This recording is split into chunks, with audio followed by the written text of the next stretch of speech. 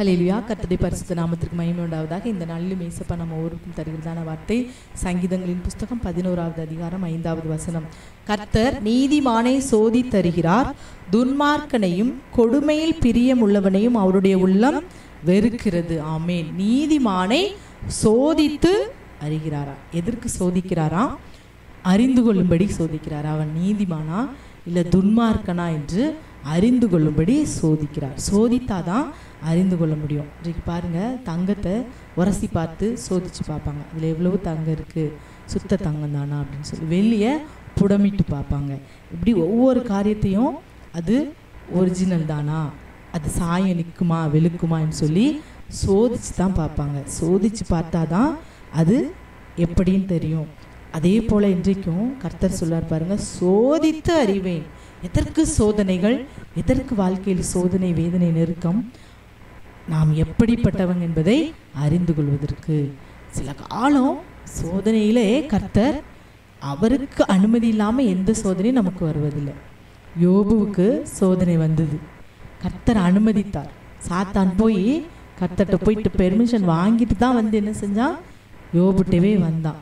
ஜீவனை மட்டும் தொடாத, எல்லாத்தையும் எடுத்துக்கோ, ஜீவனை மட்டும் தொற்றாதன்னு சொல்லி கர்த்தர் எல்லாத்தையும் உரிமையை கொடுத்த பிறதான் அந்த பிசாசு வர முடிஞ்சது. இன்றைக்கும் நமக்கிட்ட பிசாசு சோதனை, வேதனையும், நெருக்கத்தையும் கொண்டு வருதுன்னா இது கர்த்தருக்கு தெரியாமல் ஒரு நாள் இருக்கவே இருக்காது. ஒருவேளை வருகிற சோதனைகள் நம்மை உரசி பார்ப்பதற்கு, இது தங்கமா தகரமா என்று சொல்லி உரசி பார்ப்பதற்காக தான் இருக்கும்.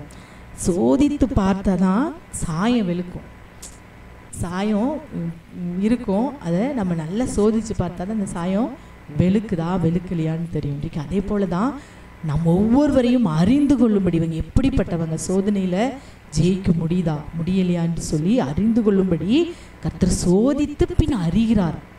சோதித்த பின் நான் சுத்த பொன்னாக விளங்குவேன் என்று சொல்லி கூட வேதத்தில் நம்ம பார்க்கிறோம். இன்றைக்கு அருமையான தேவனுடைய பிள்ளைகளே, இன்றைக்கு அப்படியே விட்டுற மாட்டார். சோதனையில் நம்ம சோதனையில் வெளியே வர முடியாமல் ஒருவேளை மூழ்கிற சூழ்நிலை வரும்போது அவர் பார்த்து வேடிக்கை பார்க்கிற தேவன் அல்லவே அல்ல.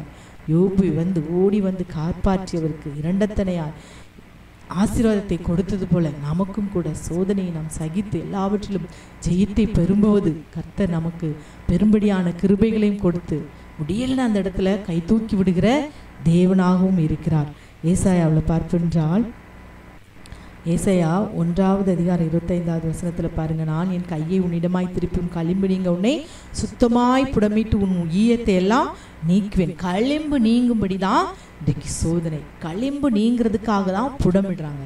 வெள்ளியில் உள்ள அந்த களிம்பு, அந்த வேஸ்ட்டு, இதெல்லாம் என்ன செய்யணும், நீங்கும்படி அதை புடமிடுறாங்க. இன்றைக்கும் தங்கத்தையும் அப்படி தான், தங்கத்தில் உள்ள இந்த சேதாரம்னு சொல்லுவாங்க, அதுவும் கூட அப்படி தான். இன்றைக்கு ஒருவேளை நம் வாழ்க்கையிலும் கூட நம் களிம்புகளெல்லாம் நீங்கி நாம் சுத்தமாய் மாறும்படி நம்மை வெளியே போல புடமிடுகிறாராம். 48:10 ஏசாயாவில், இதோ உன்னை புடமிட்டேன், ஆனாலும் வெள்ளியை போலல்ல, உபத்திரவத்தின் குகையிலே உன்னை தெரிந்து கொண்டேன். புடமிடுகிறார், சோதிக்கிறார். உபத்திரவத்தின் குகையிலே சோதனையும் அந்த மாதிரியான காரியங்களை வரும். ஆனாலும் அந்த குகையில் என்ன செய்வாராம், தெரிந்து கொண்டு கை தூக்கி மீட்டெடுக்கிற தேவனாய் கூட இருக்கிறார். ஆமேன்.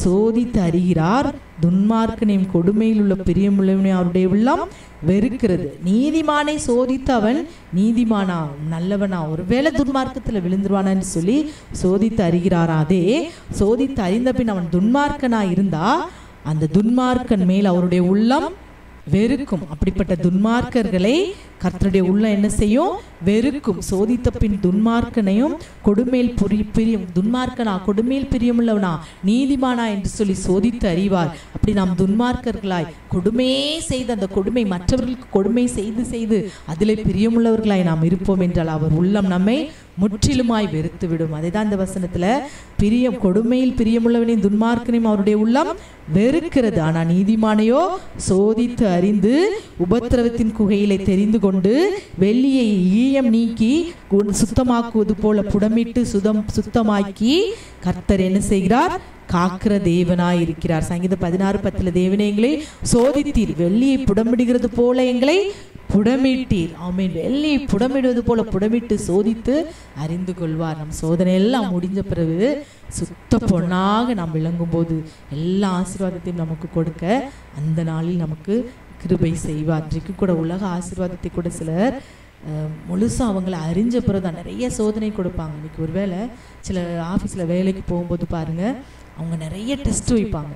இதெல்லாம் வச்சுட்டு அவங்க உண்மையாக இருக்காங்களா, கரெக்டாக இருக்காங்களான்னு தெரிஞ்சதுக்கப்புறம் தான் அவங்ககிட்ட என்ன செய்வாங்க, பொக்கிஷத்தையே கொடுப்பாங்க, எல்லாவற்றையும் ஆளுகையை கொடுப்பாங்க. அது வரைக்கும் அவங்கள சோதித்து பார்ப்பாங்க. அதே போல் கர்த்தரும் இன்றைக்கு நாம் சோதித்து சுத்த பொன்னாய் விளங்கும் போது அவருடைய எல்லா ராஜ்யத்திற்குரிய அவ்வளவு ஆசீர்வாதத்தையும் எல்லா ஆசீர்வாதத்தையும் கொடுத்து நம்மை ஆசீர்வதித்து வழி நடத்துவார். ஆமேன். ஹல்லேலூயா. இப்போது கூட நாம் ஜெபிக்கலாமா?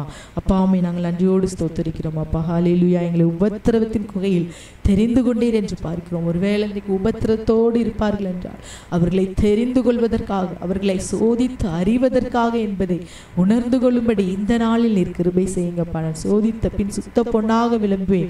சோதித்து அறிகிற கர்த்தர், நீதிமானை சோதித்து அறிகிறவர். அப்பா இயேசுவே, அதை நாங்கள் உணர்ந்தவர்களாய் சோதனையில் பொறுமையோடு சகிக்க, சோதனையை பொறுமையோடு சகித்து எல்லாவற்றிலும் ஜெயம் எடுக்க இந்த நாளில் நீர் கிருபை செய்யுங்கப்பா. உபத்திரவத்தின் குகையில் இருக்கிற ஒவ்வொரு பிள்ளைகளையும் நீர் தெரிந்து கொண்டு ஈயத்தை எல்லாம் நீக்கி சுத்த பொன்னாய் நீர் விளங்க பண்ண போகிற கிருபைக்காக உம்மை நாங்கள் நன்றியோடு ஸ்தோத்திரிக்கிறோம். சோதனையின் வேதனையின் காலத்தில் கூட இருந்து கரம் பிடித்தெடுத்து நடத்துங்க. யோபுவை போல எல்லாவற்றையும் இழந்த ஆசீர்வாதங்களை எல்லாம் ரெட்டிப்பான மடங்கு பெற்று ஆசீர்வதிக்கப்பட இந்த நாளில் நீர் கிருபை செய்யுங்க. பெரிய காரியங்களை செய்யுங்க. சகல துதிகன மகிமையெல்லாம் ஒருவருக்கே செலுத்துகிறோம். இயேசுவின் நாமத்தில் ஜெபிக்கிறோம் நல்ல பிதாவே. ஆமென். ஆமென்.